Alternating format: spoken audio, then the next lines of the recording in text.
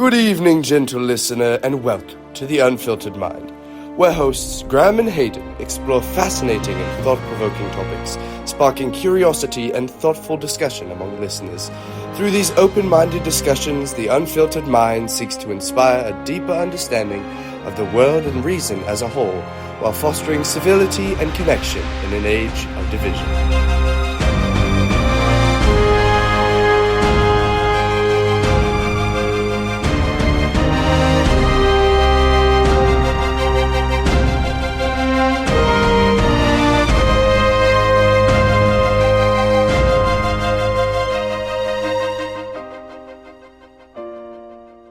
Welcome to episode 3 of the Unfiltered Mind. Today we're going to be talking about the impact and role of technology in our lives and how it's shaped the way we live on a day-to-day basis. So I'd like to start out with the topic of smartphones, which is the piece of technology that most of us know basically but like the back of our own hand. So what would you like to open up with, Graham? Yeah, smartphones are a relatively new piece of technology, even in the last 20 years. And what's different about smartphones compared to other technology in more ancient history, or even more recent future, is that it gives you access to way more information and way more, literally anything that you can find on the internet than has ever been able to be had in history. And that causes problems. Obviously it has its benefits as well, otherwise people would not be carrying them around, but with every benefit, there is a problem that goes along with it. Yeah, I'd say one of the biggest developments in the smartphone in the last, couple years has been the access to the internet. Because now you don't have to make a specialized trip to your desktop or even laptop for that matter, because it's harder to pull out a laptop spur of the moment than it is a tiny device that you hold in your pocket and access the entirety of the internet. There was a lot of people originally who were concerned about phones in relation to connection, because suddenly you didn't have to be face-to-face with the person that you were communicating with. You can call them or text them later. And a lot of people were like, oh, well, that's the end of friendships as we know it. However, now the bigger problem in smartphones has become social media has really changed everything about how social interactions work on a day-to-day, and has really become or at least one of the backdrops for most conversations had in the modern world. Like, oh, did you see Jessica? She's on vacation in the Caribbean, and that's crazy, and I went to the Caribbean once, and here's all my pictures that I posted on my story 3 years ago because I wanted to share it with the world. So my question to you would be, what do you think drives that change in human behavior, really? Yeah, so social media has a really big impact on how people interact on a day-to-day basis. And as we sort of discussed in the first episode, a lot of it has to do with ease of access and simplicity and less work for the user. So instead of, and this is something we talked about in the first episode, so if you want to go hear more detail about it, go listen to that episode. But the idea is people are looking for less work on themselves in order to still get interaction with other people. The issue becomes those interactions are less shallow and cause people to not really get what they need out of interpersonal relationships, and can cause issues like a lot of what we see in the mental health crisis and, these ideas of self-deprecation or unself-worthiness or whatever you want to call it. So social media really causes a lot of issues, even though it seems to offer this sort of nice picture of ease of access to all of your friends in a click of a button. So would you say, theoretically, just a little thought experiment, if you had a button that you could push and boom, you are in an auditorium in front of basically everybody who would, if they were not in this example, I guess, be your friend or following you or whatever on social media, boom, they're all in this room. And you can say whatever the heck you want to them. And so you can be like, hey, let me show you this PowerPoint slide I made about my trip in the Caribbean, and you post a couple photos, and they're like, oh, that looks like you had a great time, and you get to chat with a couple of them, and then you all leave, and boom, it's right back to normal life. Do you think that that would eliminate the need for social media? Is that kind of the role of social media? Is just an easier access to your friends, in the sense that it's really hard to get a lot of these people together and share the same story over and over and over and over and over, because, well, you don't know who's heard it, you don't know who hasn't heard it, people tell people things, and now you're like, well, did they hear from so-and-so? And it just kind of eliminates that confusion of like, okay, here it is, if you want to know what's up with me, check this site. Yeah, that really does not fix the problem that social media is trying to fix, in the fact that it is an incorrect view of how relationships are meant to work. So social media offers the promise of, okay, here's all of your relationships in one app, and you're going to get everything you need out of this, but you really can't, because you do need that interpersonal interaction. So you are replacing what social media is doing, but you're still replacing an incorrect interpretation of relationship with another incorrect interpretation of relationships, and you really a deeper interpersonal setting than what social media or your auditorium is going to give you. Yeah, I think that's fair. I think from what you said, I pick up the fact that you think that it's a fairly large issue, that it's so egocentric. It makes everything all about you. It makes it about what you've done, you've accomplished. Here's all your followers and those who follow you, versus a friend where it's like, well, I care about you and you care about me, and there's nothing to be necessarily gained by it. There's no ulterior motive. It's just, I enjoy your company, man, and you enjoy mine, and there you go. You're friends, and you keep up this connection, and you care for one another. And I think that social media, in this world of individualization that the U.S. has taken and grabbed onto so firmly, well, I guess it's not just the U.S., but a lot of other countries as well, it offers that promise of like, yeah, here's your world and your connections in one app. Which, I'm curious, how do you think that influences friendships in the modern day? Yeah, and from what you said, it's not just even, here's your personal achievements, this is what you are achieving. It's also, here's everyone else's achievements. You should be living up to these achievements as well, or comparing yourself directly to what other people are doing, what other people have, instead of the sort of give and take relationship of a true friendship. It's more of a, they have this, I need to have this as well. So it does affect a lot of things, and it also causes people to, even outside of the social media world, it is causing people to be not like themselves as much, because they're trying to directly compare themselves to everyone else around them, because that's what social media does. So there's like a loss of authenticity? Is that what you're kind of saying? There's a loss of authenticity, and then there's also this idea that you need to be as good as everyone else that is around you, instead of being who you actually are. So the individualistic view that we tend to be given is sort of this view that you need to be these things, instead of you need to be who you actually are, just like be yourself.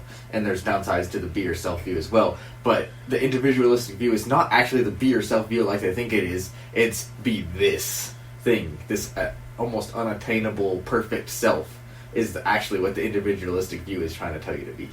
So it's the death of authenticity, and comparison's holding the knife. Yes. Yeah, I think that another interesting factor of a study I saw a number of years ago was talking about the power of the like button, and how basically that's the entire secret behind Facebook's success. I can speak.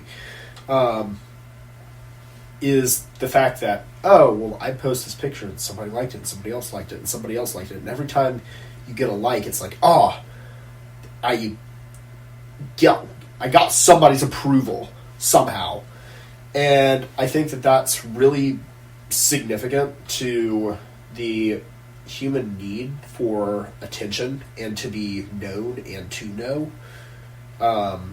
And so it's literally just hacking the human psyche.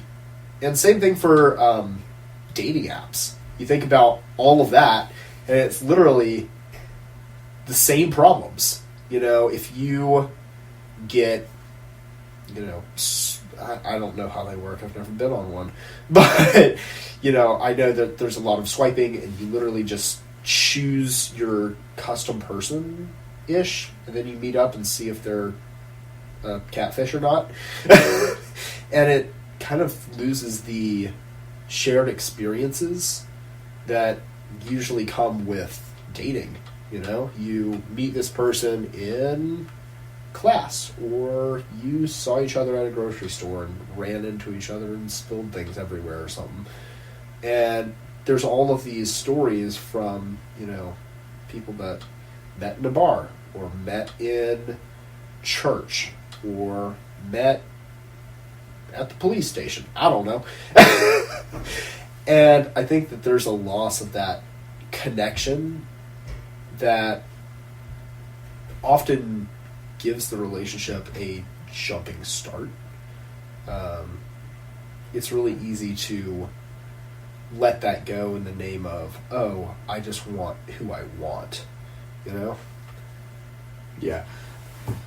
So here's a theoretical idea. So would you say that everyone has sort of a public face and a more private face to themselves? That's interesting. I would say that there is a certain aspect of everybody in certain scenarios, but I wouldn't say it's just divided between public and private. For me, it's family and not family, or complete strangers and people I know fairly well. And so but I do think that exists for sure. Yeah. So I was thinking back to something you said earlier, in that everyone sort of has this.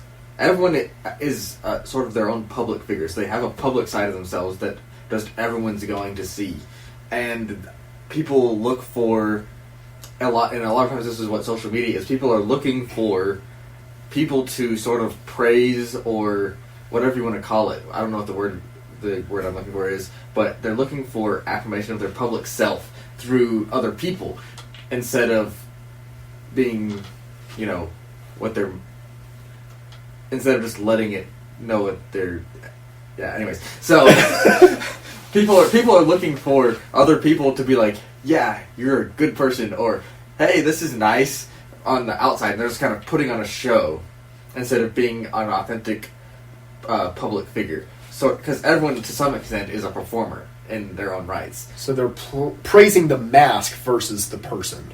Yes, well, but people are seeking the praise from other people instead of just doing what they are doing in order for other people to enjoy it.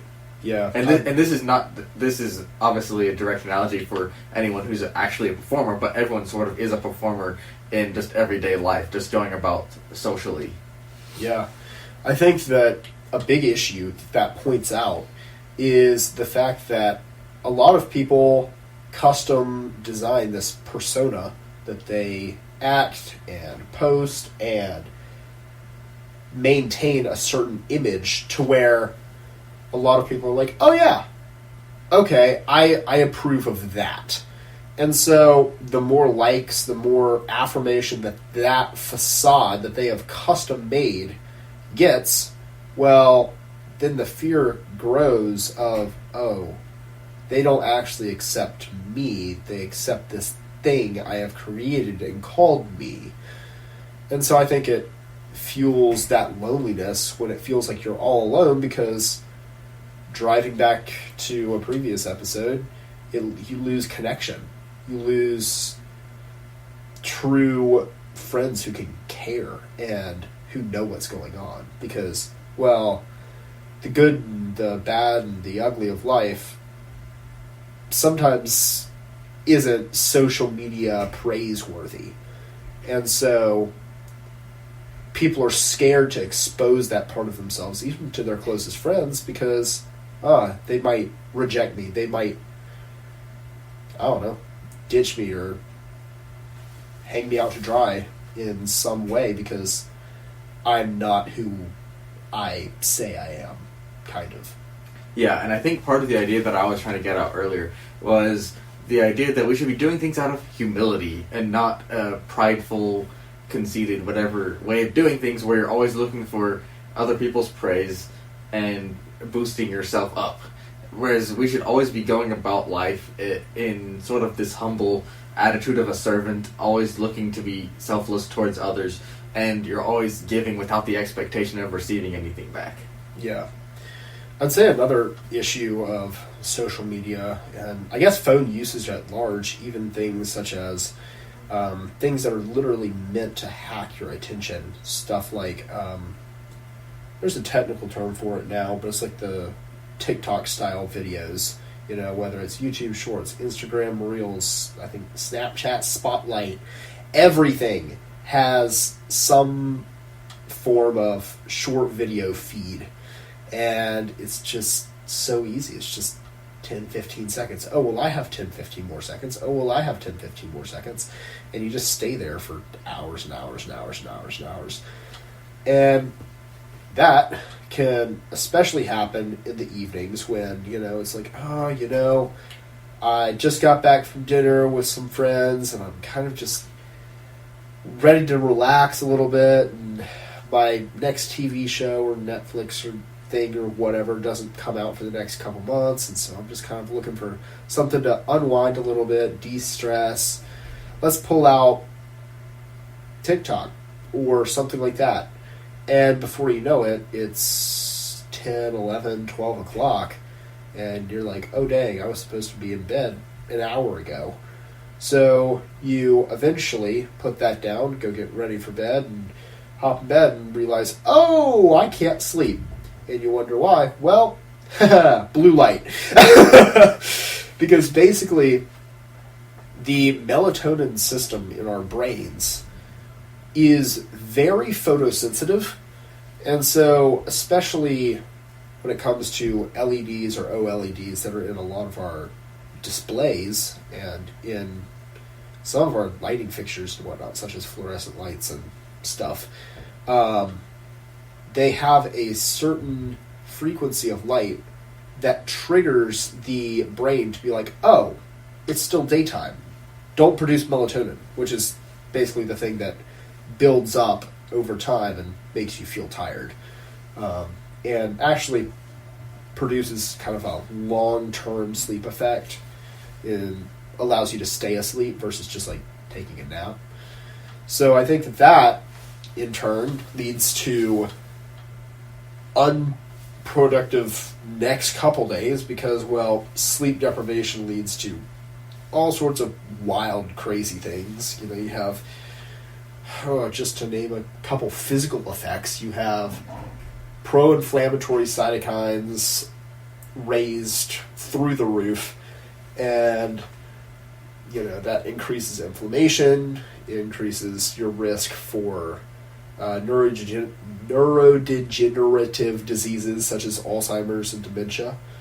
And it's really just an overall general scary thing that kind of gets looked over in modern society. Sleep is the thing that you can cut from your schedule versus the thing you go to, you know? So I think it plays a far larger role than a lot of people would give it credit for. And quickly, before we jump off topic, there's one last thing I wanted to say about social media and the internet phenomenon is that what consumers of these platforms do not realize is that these platforms are literally designed to hold your attention for as long as they possibly can, because that is how they make money.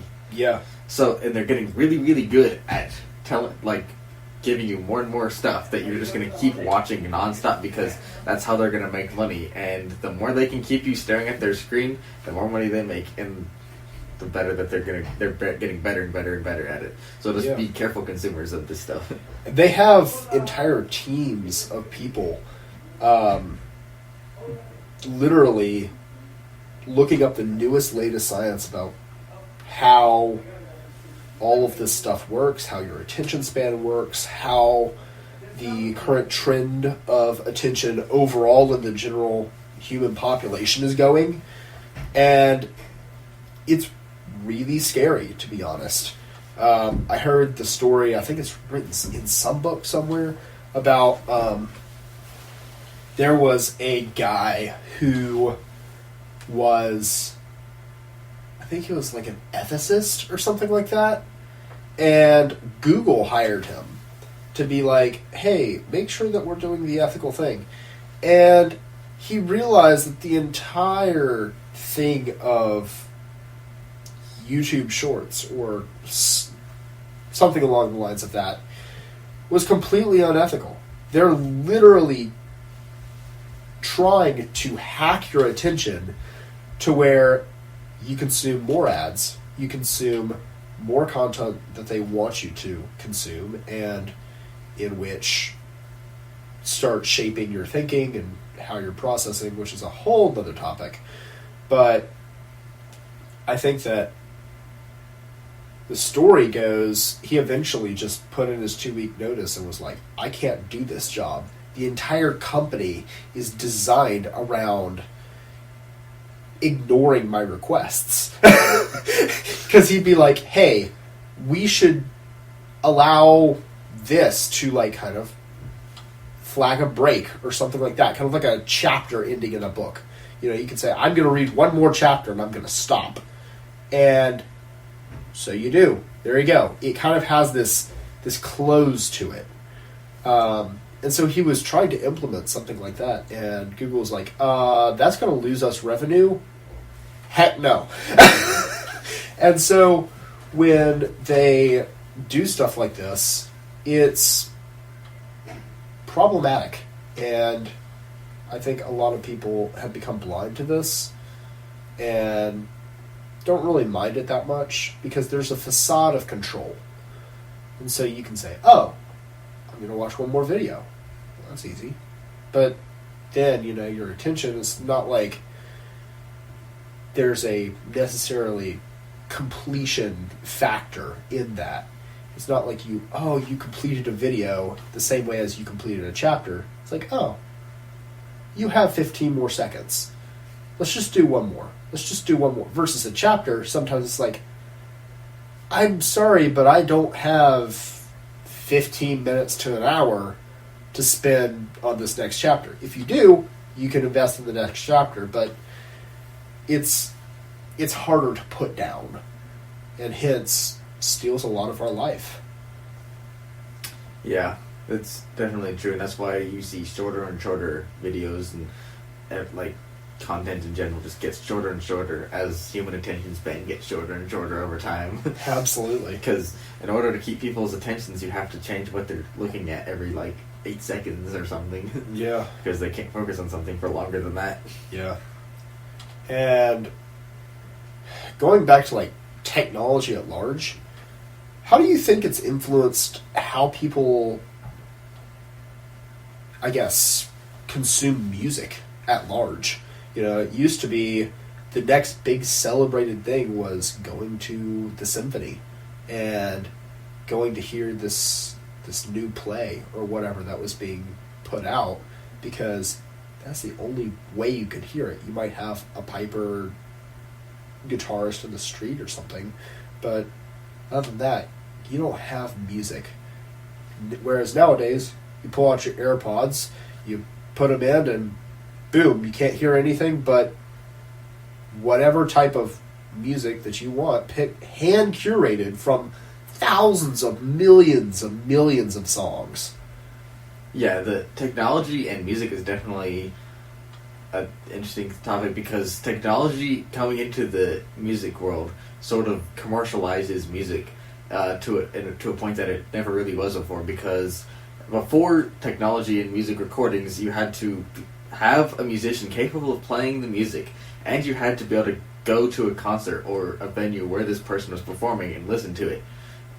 Instead, now we have maybe a few less musicians who are capable of playing it, and then a recording studio, and you record it, and then 10 million people can listen to it without having to leave their chairs, basically. Yeah.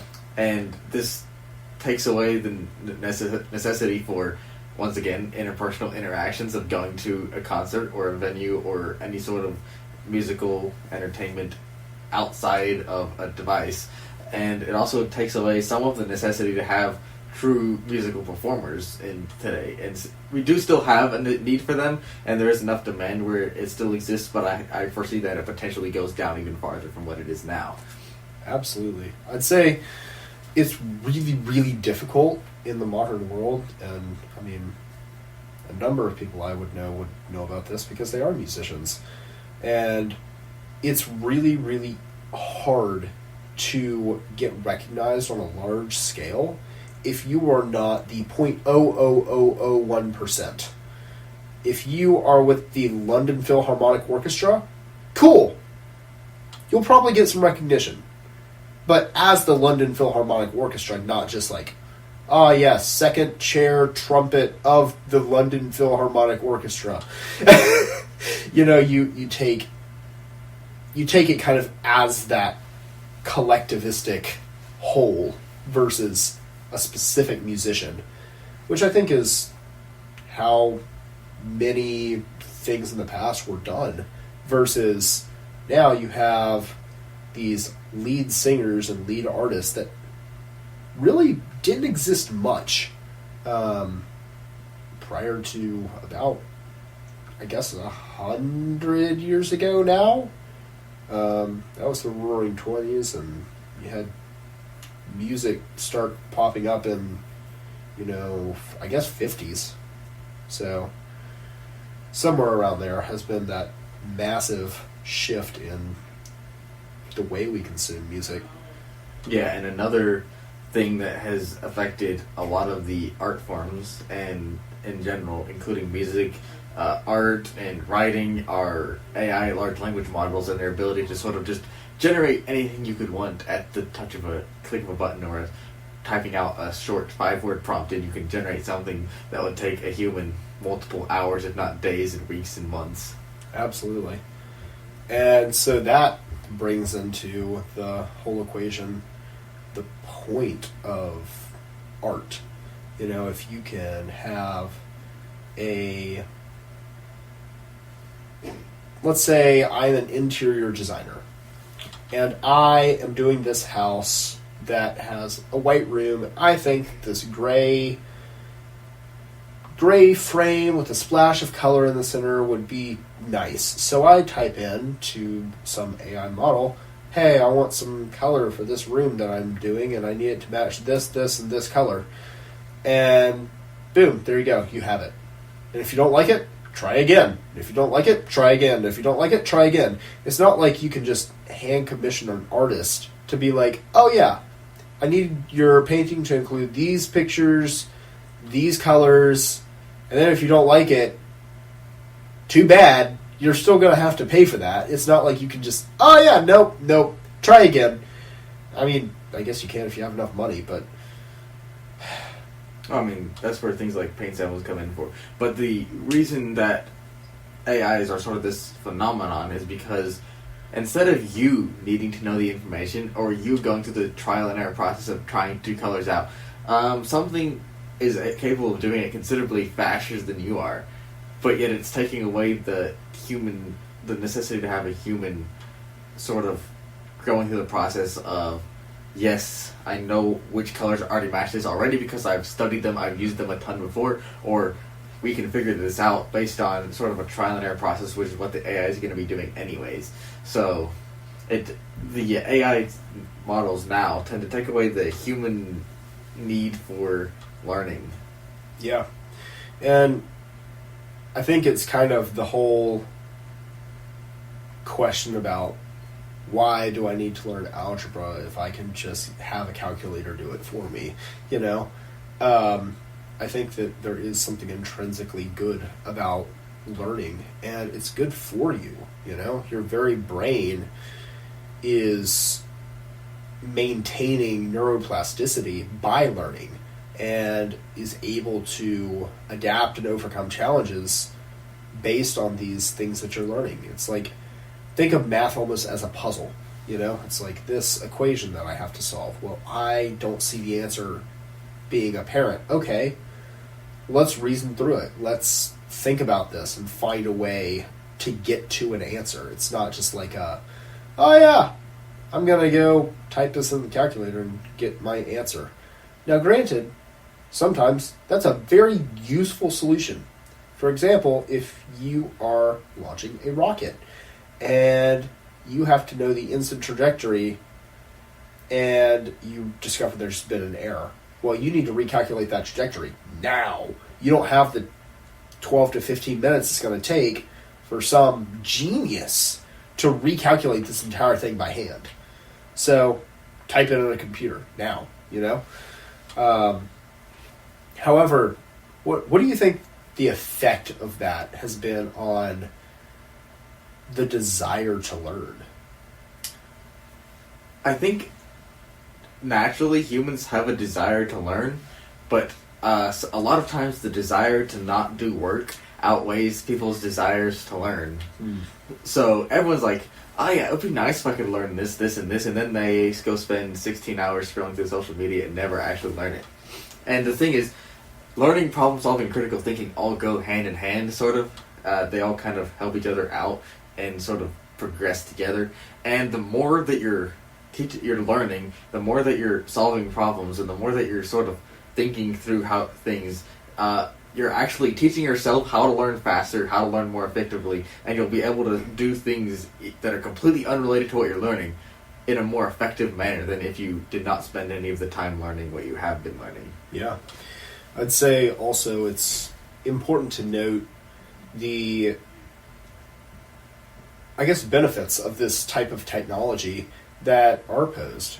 For example, things that are rather mundane tasks and don't require human levels of knowledge to be able to perform. Like, if you had a laundry chute that instantly did your laundry and folded it and everything and put it right back where it was before, that would be amazing. It'd be wonderful. But only because it doesn't really require that much complicated processes. It's like, okay, well, the most complex thing you're going to do is dividing lights and darks. There you go. Versus, you know, artists who spend hours pouring their heart and soul into this piece that has literally become a part of who they are. And I think that to say that AI could generate the same amount of, I guess, effort in a piece is incredibly reductionistic. So I find a problem with that. I think AI, in conclusion, kind of has a really solid place in society. It's great for, I guess, kind of toy uses almost. Like, if you have something that doesn't require much effort, okay, then it can do it faster. Cool. Saves you time, saves you effort. Epic. But in the term of, oh yeah, let's teach children based off of AI, well, then how AI works is literally just statistical analysis of all the data on the internet. And so it's just like, okay, well, what's the most voted answer? What's most likely to be the right answer? And so it'll give whatever that is. And that can be completely wrong sometimes. So that's kind of my take on it. Yeah. What about you? So the way I've heard this said before about technology is that the purpose of technology is to alleviate the effects of the fall. And so a lot of times we're seeing technology is used to make work simpler, but sometimes we're seeing technology that's being used to make work not exist. And work itself is not an effect of the fall, but the fact that work is hard and causes us physical pain and effort is an effect of the fall. Yeah. So you could consider a good technology as something that makes work easier for us and less painful for us, but doesn't take away the necessity for us to do work, because work is good and work was part of the original creation. Yeah. I would say that you brought up a very interesting topic that I now want to dive into heavily in the case of transhumanism. You know, you find these people who are like, okay, well, let's give myself aimbot, because why not? Just in my brain, there you go. Or be able to literally just access the internet through my thoughts, because why not? I need the entire internet in my head, because that'd be epic, right? Well, it might be more convenient at times, but at large, it's really, really scary. I think there's a lot of issues with that a lot of people like to glance over. So, curious to hear your opinion on the pros and cons of this technology. Yeah, and the thing is, technology as a whole is generally a good thing, but then that same technology can then be used for purposes that are not its original intention. So, for example, like, computer chips are not necessarily meant to be implanted in the brain in order to help human processing function faster or whatever. I'm not sure how that works per se, but whatever you're trying to get at there. So, for every good use of technology, there's also probably a bad use of technology, sort of how for every benefit that smartphones have, there's probably a disadvantage. So, there's always going to be sort of, in the fallen world, there's always going to be sort of bad use cases for things that are actually good. Yeah. I would say that my philosophy on this has kind of been boiled down to, there is a baseline due to the effects of the fall and whatnot. A lot of people don't meet the criteria for that baseline, such as genetic abnormalities, or some soldier got their arm shot off by a cannon in war. Okay, well, now let's develop the technology to give them a new arm. Cool. You have restored something that made their life what it was before. Versus, now that we have that technology, I want a free arm, because 3 arms would be awesome. And while I'm at it, let's just become Dr. Octavius, because why not? It'd be easier, right? And while it would be easier, and maybe it would be more interesting, it's not the way God intended. Yeah, and the difference is, one of them is restoring something that was originally intended to be a part of the human body, or the image that was originally created. I guess you could say that the way that they end up anyways, maybe they should stay that way anyways, maybe not. But then the other side of things is saying that I don't like what I was given, and I don't like, and this is totally normal, this is what I was created as, but I don't like it. I want to be something better. This is not good enough for me. Yeah. And I think that there was a book that I read somewhere, and it had this quote in it, and it stuck with me just because of how scary it was. It said, basically, I see a future where humans have 2 choices: to become obsolete or to merge with technology. And I was like, I like neither of those options. So I think it's just the pleasure that we find in becoming greater than we were is good, as long as it doesn't outweigh our means, if that makes sense. For example, if I want to go learn everything there is to know about neuropathophysiology, I know big words. Cool. I'm going to go do that, and I'm going to have a blast, and I am going to be so much better off than I was before because I've learned all this stuff. Versus, oh yeah, I now need an entire encyclopedia implanted in my head, so I just know everything. Well, you're cheating.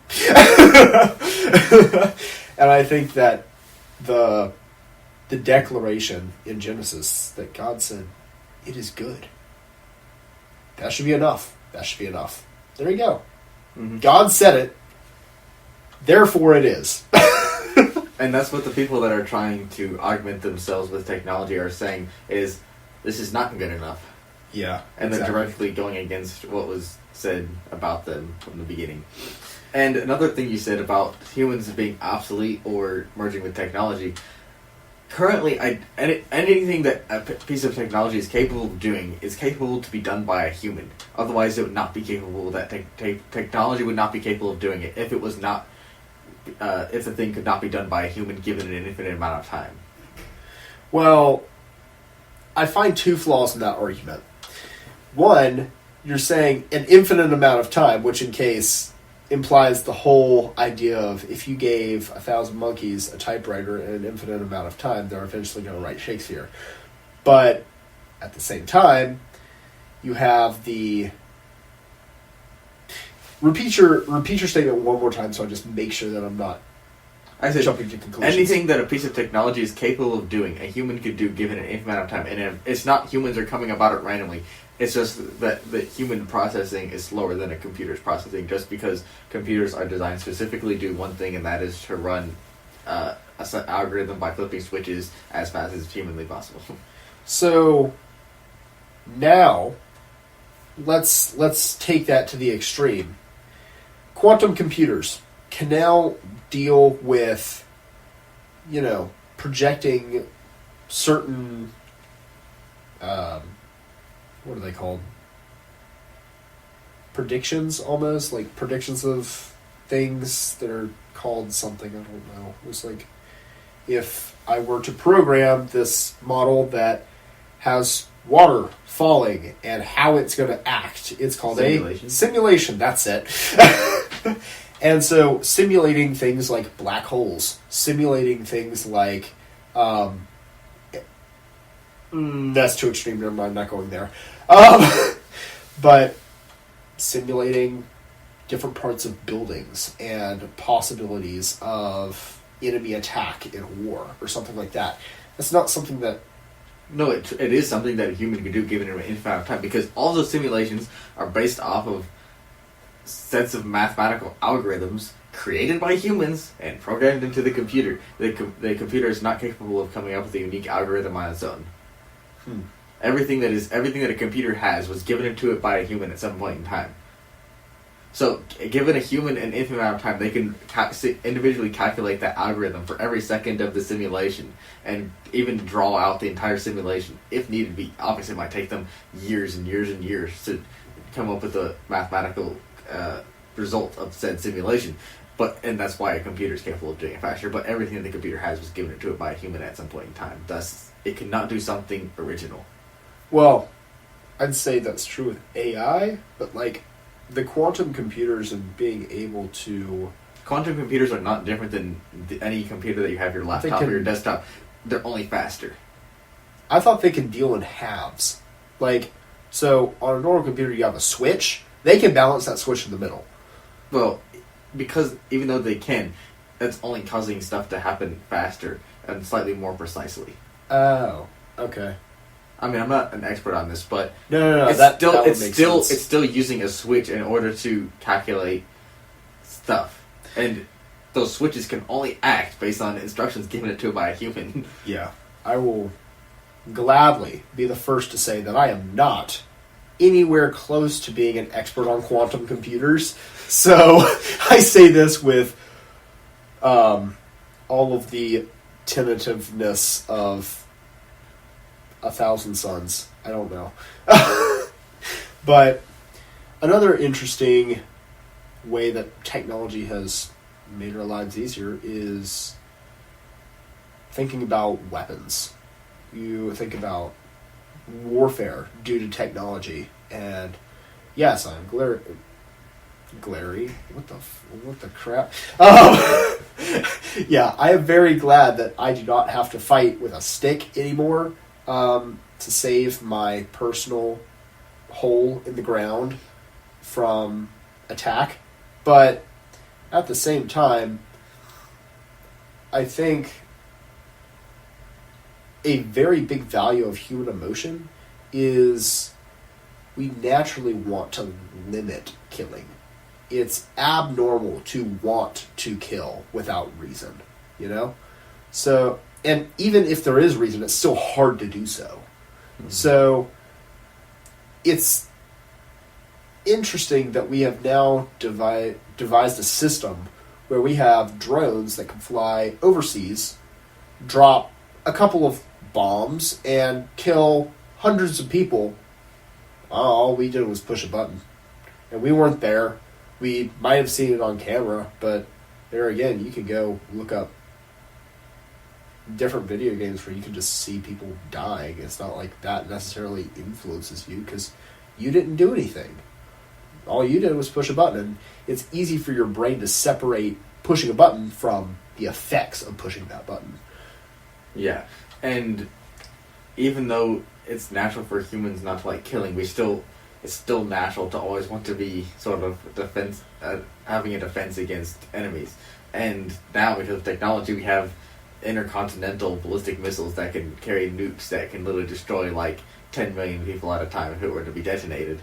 So, yeah, I guess the human desire for defense outweighs the need for not wanting to kill, potentially. Huh. Yeah, I still think that it's a new dynamic that we're moving into, though. For example, if you have a bunch of people and they are in a squadron, let's say, and they are fighting off the enemy and putting their lives on the line, like literally putting their lives on the line, there's a sense of valor to that. There's a sense of, I don't want to do this, but it's what I have to do to protect the things I value. And to be able to make that ultimate sacrifice if you need to, you know? It's a different dynamic than, oh, dang it, my drone got blown up. Gosh, diggity darn it, can't have my drone anymore.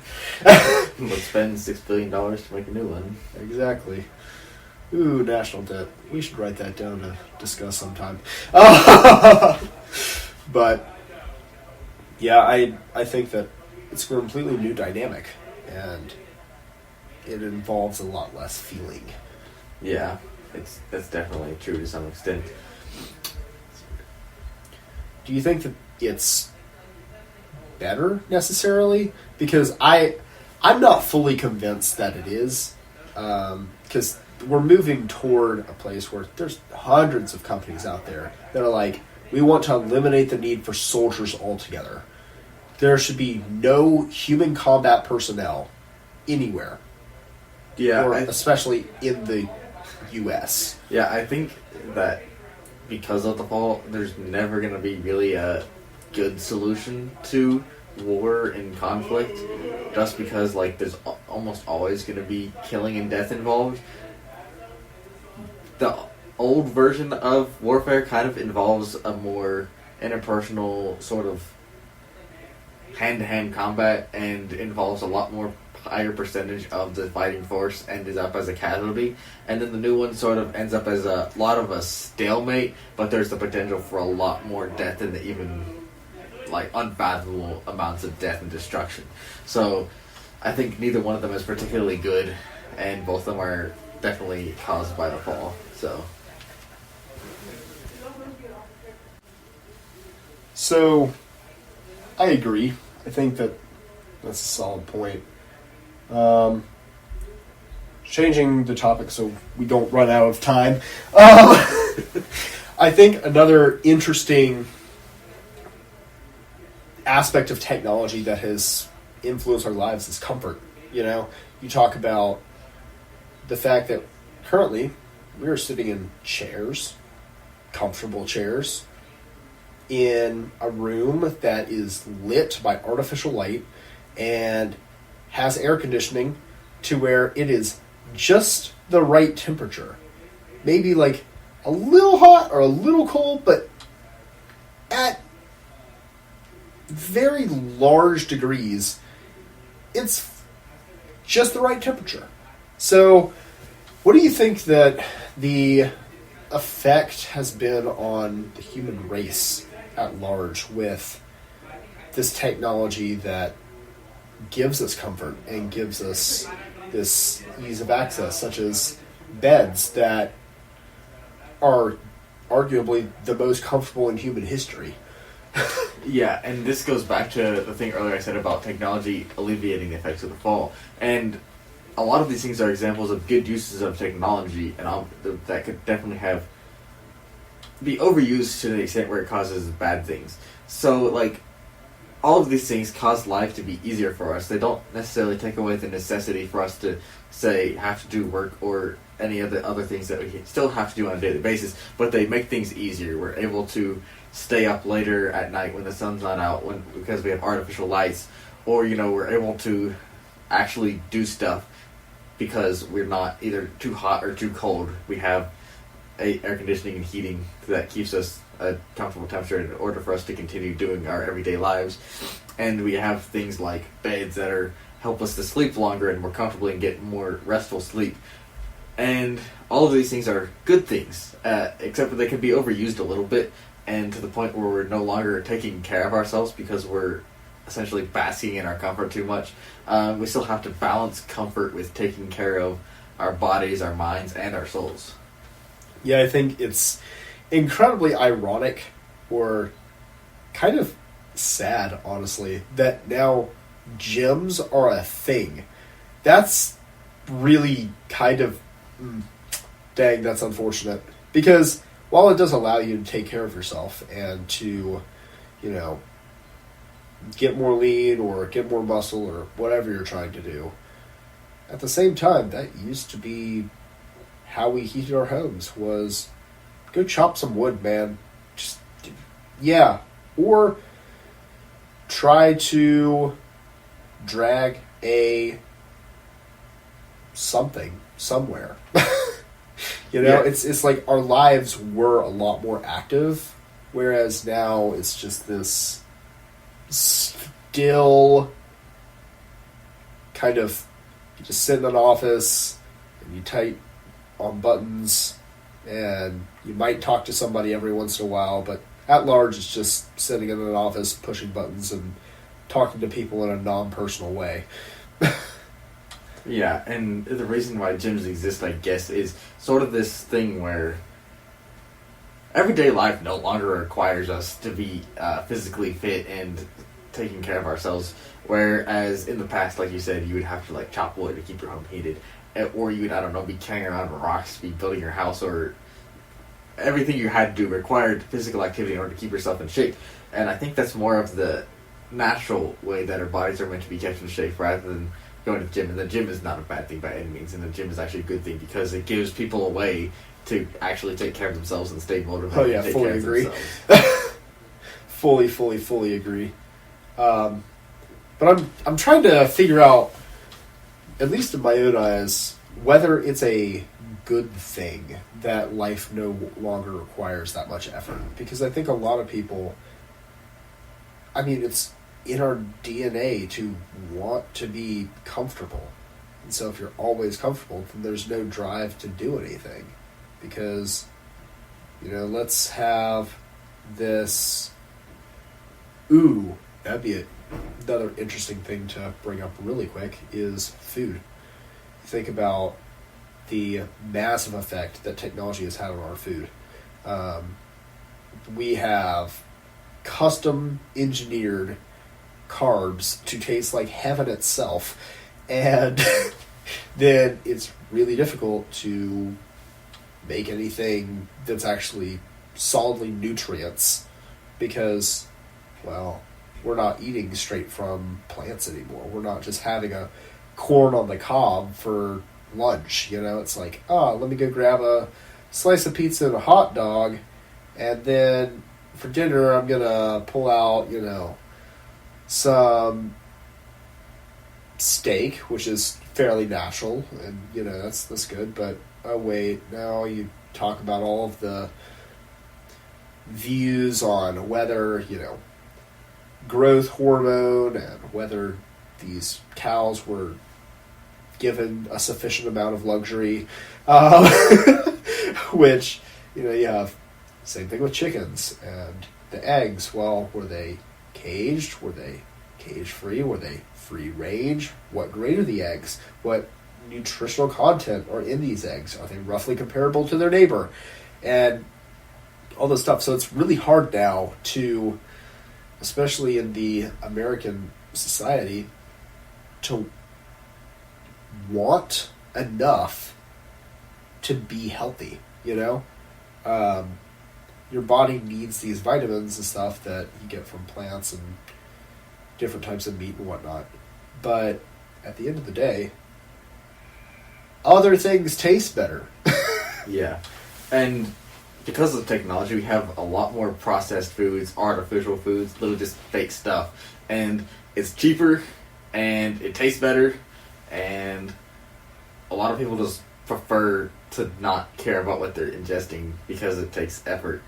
And this seems to be a common theme. But yeah, so instead of going for more natural stuff or whatever, people are consuming stuff that's really bad for them and not really focusing too much on what they're eating.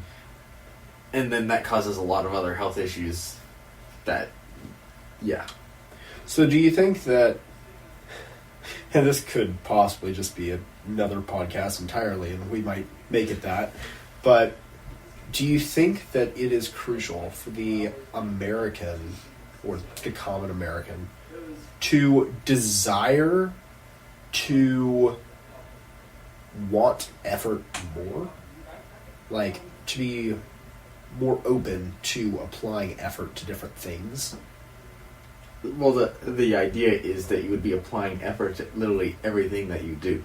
Because if you're not putting in effort, then you're sort of the same concept as the unexamined life is not worth living. If you're not putting effort in, then what is the purpose of doing it? Yeah. I think it's very important to try to find a aspect of, or I guess flavor of activity. That sounds really goofy, but that requires some effort, and that you find worthwhile. So, for example, I might really enjoy the end result and the kind of runner's high I get after a super long backcountry run, and it sucks, and I hate it, and my asthma might flare up, and it's going to be bad, and it's going to hurt me, and I don't want to do it. Well, okay, yeah, you can stay in your personally heated lazy boy, but at the end of the day, you're missing out on that feeling, So I think it's very important, at least as humans, to find something that you deem worth effort and pursue it, Yeah, and the idea of effort isn't that you should apply effort to everything, but you're never going to be able to do everything perfectly. You're never going to be the best person at it. But the general idea is that you do the best that you can do at something, and that is true. That is what putting effort into it means. And you might be like, oh, but I can't put that much energy into literally everything that I do. It's just too much, and it would kill me. And I would say, have you tried, for one thing? And also, if you don't do it regularly, it's going to take you a while to be able to build up to actually engaging literally every part of yourself into everything that you do. Yeah, I think that's significant, for sure. The desire to want to put in effort, though, I think is something that, I don't know, I'm trying to come up with examples where that's in American society. Wait a second, you're right, hang on. The desire to put... You're right. So, I guess we're concluding this episode with motivation is important. There you go. Thank you, everybody, for listening to this episode of The Unfiltered Mind. If you have any questions or things that you did not like, please leave a comment below. and have a good night.